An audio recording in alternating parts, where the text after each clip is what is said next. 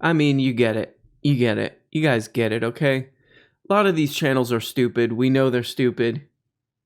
It's like, why are you commenting on this? Why don't you go a little deeper into something? Well, first of all, I'm playing by YouTube's rules. That's A. Okay? So I don't have a choice. My hands are tied on this one, guys. So we'll step into this odd world. 5.08 million subscribers, one of the biggest political commentary channels on YouTube. Let's see what's up.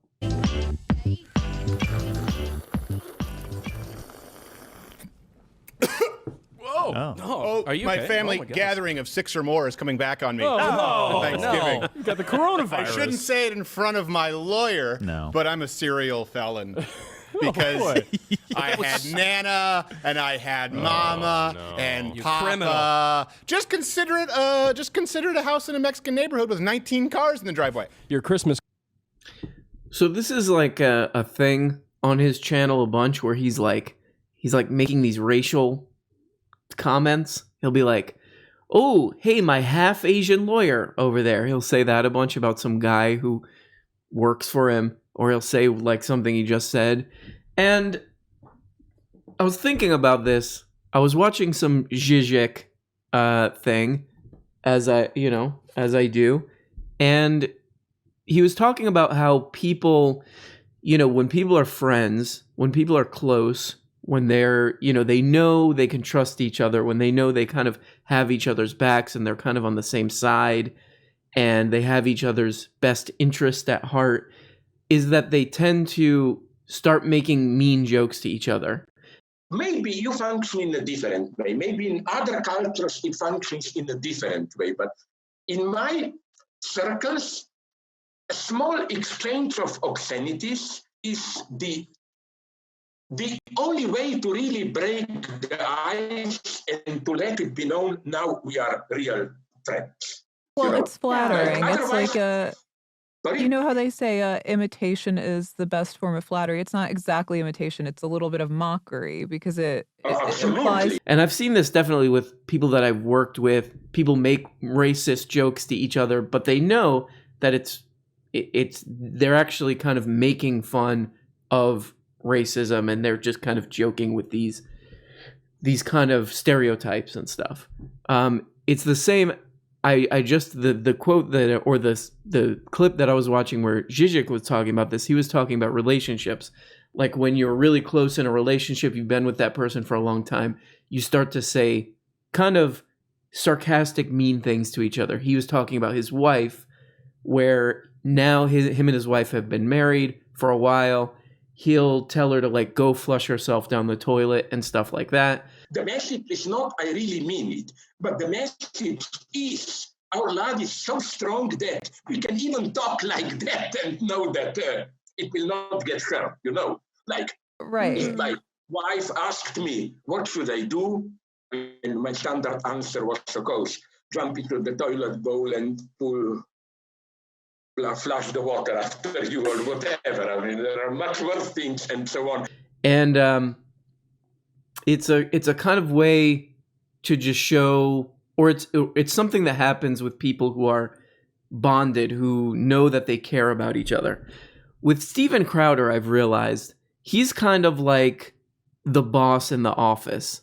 Like he's like Michael Scott or like Ricky Gervais or whatever, because he doesn't have the social sense to understand that this kind of racial joking and these kind of, this kind of stuff, it's only between people who are on the same page with each other, who are looking out for each other.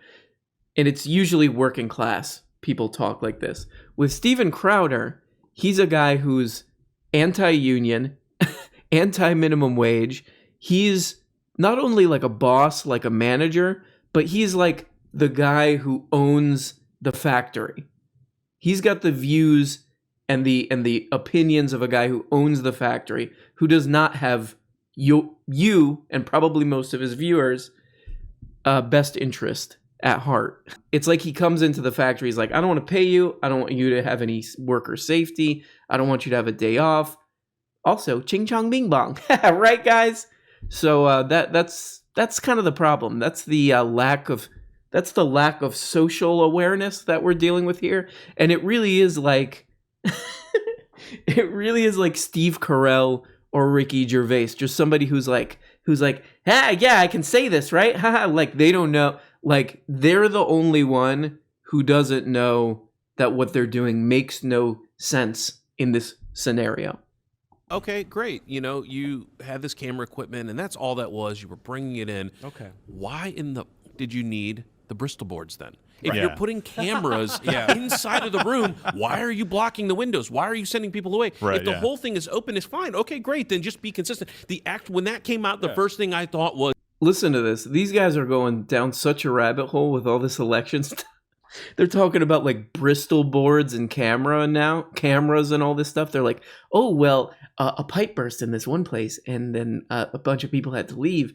And if you look at this tape backwards, if you listen backwards to some of the tapes of the election, you can hear they say Paul is dead, and Paul is actually one of the guys who worked on the election board. And so you put it. I'm not saying anything. You said it.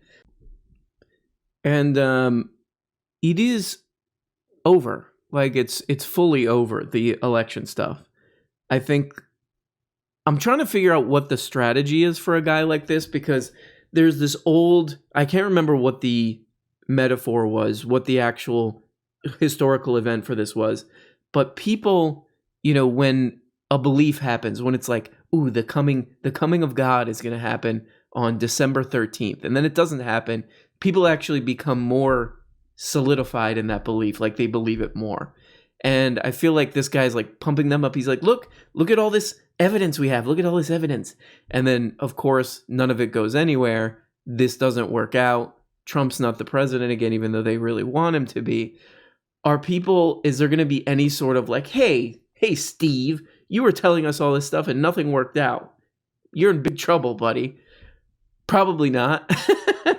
It's just going to be more like, we got to keep fighting, guys. We got to keep fighting. So subscribe to my VIP only part of my channel where you have to pay $10 or whatever his club is. Just more of that.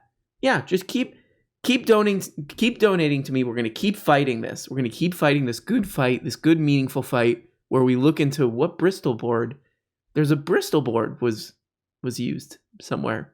And we're going to get to the bottom of that Bristol board, because this is serious stuff, guys. This is not just goofy kind of showmanship. This is real deal. This is real deal, going to affect your life kind of material. We demonstrate, the results differ enough from expected results to be cause for concern. Here's an example in Michigan. So in Michigan, you have, I don't remember if it's 143,000 or 179,000 votes that occurred really from just a few data dumps. Yeah. Now, this happened, keep in mind, most of these... He keeps saying this throughout this video. He's like, there's these data dumps. There's these data dumps happen. He's like, these data dumps happen in the dead of night. This is kind of like a new conspiracy theory. By data dumps, which sounds very scary and very nefarious, he means mail-in votes. I mean, just go watch this whole video. He's got this whole conspiracy theory where he's like, tons of these votes, these data dumps. What do you mean data dumps? What data is being dumped? Do you mean mail-in votes being delivered? And again, I feel like I'm defending Joe Biden or something who I don't like, but it's just like this is the trick. This is the con that I'm falling into. Like, I feel like I'm defending him when I don't like him, but it's just like people are saying such stupid stuff that it's so easy to kind of rebut and make a video out of that I'm kind of feel like I'm falling for a trick. Yeah. Now, this happened, keep in mind, most of these dumps in the dead of night. Remember when we all... This is from a website where I get all of my news, which is Forbes. Forbes.com. Trump is right. He's just repeating talking points. Trump is right that several states reported vote counts that leaned heavily toward Biden overnight. Ooh, in the dead of scary night. But there's no evidence there was fraud at work. Most of these ballot, quote, dumps. I think these people just like saying dumps. They're like, these dumps. They're taking a dump all over our dreams is what they're doing. And I don't like it, for one. We're heavily from Democratic cities and were reported late due to delays in counting mail-in ballots. Delays that happened because election officials in many states were required by law to wait until Election Day to count mail-in ballots. They are really squeezing water out of a stone on these conspiracy theories. I mean, it's sort of amazing that this guy, he does an hour show every day, this lunatic. And it's just basically like, you know, squeezing, like just chewing a grape for an hour, you know, like one grape. You get one grape. It wouldn't even be a grape. It'd be like half a blueberry. I got half a blueberry and I'm just going to just draw this out for an hour, you know? I mean, this is skillful. Like, just watch this section and watch how he squeezes, like, I don't know, 3 minutes out of absolutely nothing. Just watch this. When you take a sample, the larger the sample, okay, there's an inverse relationship between the ratio, the margin that would occur between two votes. For example, if you were to take a poll, right, let's just say a precinct, we're just here in the Ladder Carter precinct, you might have 100% for Donald Trump. Maybe someone out there voted for Libertarian. Hope you enjoy the downfall of Western civilization, but you feel good with your black tar heroin. But I'm pretty sure it'd be like 98% for Donald Trump. Yeah. Then you go to the block of where we are here, and then, okay, maybe now you have a few hundred people, maybe you get a 90-10. Okay. Now you go to a few thousand people because you have a generally closer sampling to that of society at large. You end up with an 80-20. If you get into the many thousands, hundreds of thousands, that's where you get something more representative of the American public. Could be 50-50, could be 60-40. It would be considered a blowout in almost any precinct at a 70-30, including San Francisco. Okay? Just to be clear. But in these huge data dumps with hundreds of thousands of votes in places like Michigan, you have some percentages-wise, for people to understand, like 96-4 for Biden. So we have the opposite. What we're seeing here is... So he just described, with all that, how many? That was like a couple minutes he got out of that. He just described the fact that from, you know, heavily Democratic districts with mail-in voting, they're going to go toward Biden. You got to admire, like, I mean, because, yeah, of course that would happen. But you got to admire the fact that he just squeezed. People are just watching this. They're like, sounds good. Like, what, the way he just explained it sounds really good. I don't really know what he's saying, but I get it. Like, if you go further out, you get more people. Ratio is different. Including San Francisco. Okay? Just to be clear. But in these huge data dumps with hundreds of thousands of votes in places like Michigan, you have some percentages-wise, for people to understand, like 96-4 for Biden. So we have the opposite. What we're seeing here is the larger the data dumps that occur, the more people, the greater the margin, the greater the ratio of Joe Biden to Donald Trump, which does not occur anywhere else in nature. That I mean, on and on and on. What he's saying, to just sum this up, is he's saying, I'm upset that mail-in ballots came in that went more for Biden. I mean, and they told these guys over and over, he's acting so shocked. They told these guys over and over, hey, guys, hey, sweeties, hey, baby sweeties, guys, you're going to be really upset when your special guy who you really like, doesn't win. Okay, you're going to be upset because there's going to be a lot of mail-in ballots this year because there's a pandemic, okay? But I mean, on the bright side, you have another old saggy boy. I mean, if you guys just like saggy old boys, you got another one. I mean, this guy Biden, just today, I think he tripped over his dog or something and he almost died. I don't really know. I haven't read into that story yet too much. But yeah, I mean, he's a kind of an old kook too. This is really funny too. I'm just gonna read this, but this is you probably would have predicted this. This is part of what this guy is helping his special boy do. Donald Trump's latest endeavor, asking his supporters to pay his debts. The outgoing president has two, quote, election defense funds, unquote, but the small print shows donations will go towards paying off debt. Oh, man. Remember, there was a story. I thought this was brilliant. There was a story, You probably remember this, where that guy Steve Bannon was he was basically like embezzling money from the wall. Like people were donating all this money to build the wall, and Steve Bannon was just basically taking it. He was just taking it and buying crumpled army surplus jackets or whatever he spends his money on, and he got arrested on a yacht. I mean, these guys, it just never ends with the scams. So he's telling all these people, come on guys, and Crowder's out there helping him. He's like, come on guys, let's get this going, let's get some donations going so that we can win. They know they're not going to win.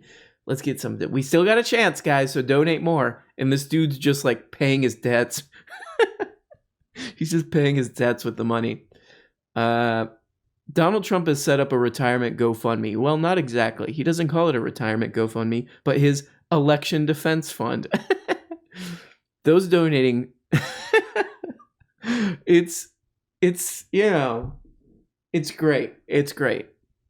Those donating may believe that the money will be used toward challenging the election result, but may have missed that their contributions are earmarked for paying Trump's re-election debt.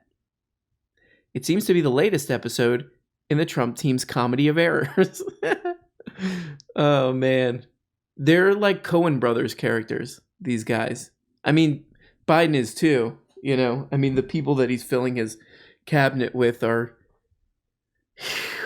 not good. Not good, friends. Not good, guys. Not good. This is from The Guardian, by the way. But if you scroll down past the information about the left-wing mob trying to undermine our election, you'll see some fine print. Such an office, like corporate office dork. Only, this is like such, you know, like pyramid scheme, like knife selling, you know, door-to-door vacuum cleaner selling scam stuff.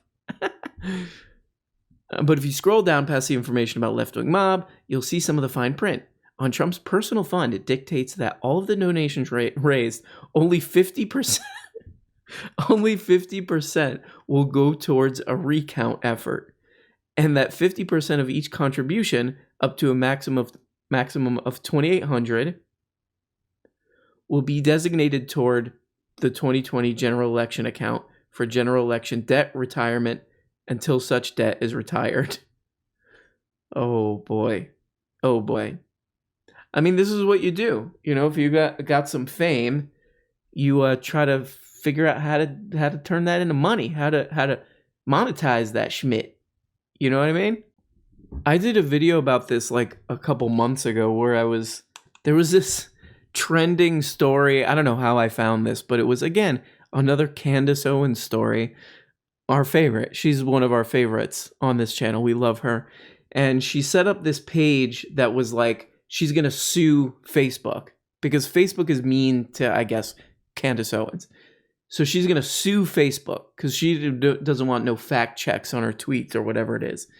And she set up a page where you could donate to her fund where to sue Facebook, to, you know, ostensibly the way that I would think of it if I saw that was like for her to hire lawyers and all that kind of stuff. But then you read the fine print on this page that basically says help Candace, and then immediately you go a little bit down, it's just like you could put your credit card information in. It's like the squeeze page of a, you know, some internet marketing ad you get on YouTube. And if you read the fine print, it basically says Candace Owens can spend most of this money however she wants. Like, it was literally like, it will go to Candace Owens LLC for legal funds and personal funds. It was something like that. You could find the page and read the fine print. It's amazing. But she's taking a page right out of this same scam playbook. And it's just kind of amazing to watch people who they're kind of admitting, like, look, we don't believe in all this like free market stuff and all this like competition stuff. We just want to do scams. Just let us do scams. Here's another story related to this. Wilmington donor wants millions returned after pro-Trump group drops election fraud cases. Oh, man. This guy wants his money back. In Wilmington, a Wilmington businessman is suing a pro-Trump group seeking the return of millions of dollars he donated after the group abandoned efforts to find voter fraud in November's general election. Fred Eshelman, the founder of some business, donated $2.5 million to Houston-based True the Vote Inc. for its Validate the Vote 2020 plan of filing lawsuits in 7 key battleground states and serving subpoenas on state election officials to provide relevant election data, according to a lawsuit filed in Texas federal court on November 25th. This is amazing. So this guy donates $2.5 million, and now he's suing them. The lawsuit claims that the group's founder and president, Catherine Engelbrecht, what are these names? Engelbrecht met with Eshelman shortly after Election Day and said the plan would cost approximately $7.3 million. Eshelman, the lawsuit states, this is such old-timey scamming. The lawsuit states he regularly and repeatedly sought updates from Engelbrecht and other officials from True the Vote about their progress. Quote, plaintiffs' requests were consistently met with vague responses, platitudes, and empty promises of following up that never that never occurred. Oh my God, what a shocker. You mean it's a little bit of a scam? Oh my God, I can't believe this.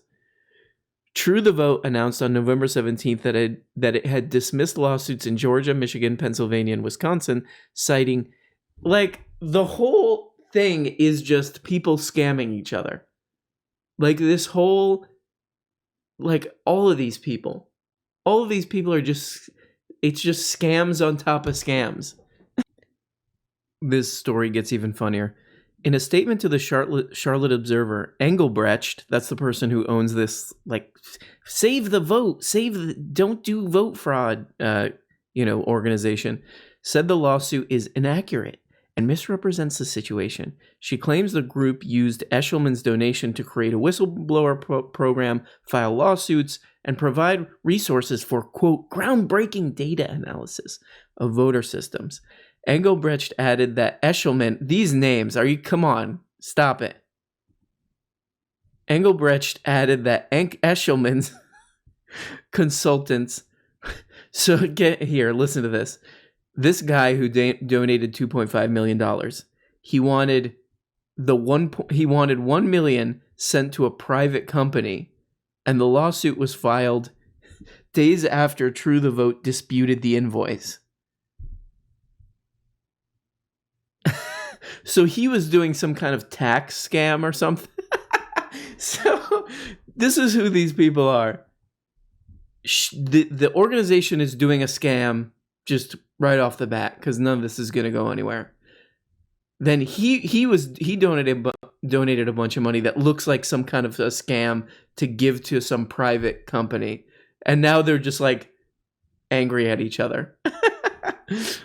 When the consultants, this is from Engelbrecht, when the consultants called us on November 5th, it seemed like an answer to a prayer, Engelbrecht said in the statement. Now it seems like a nightmare.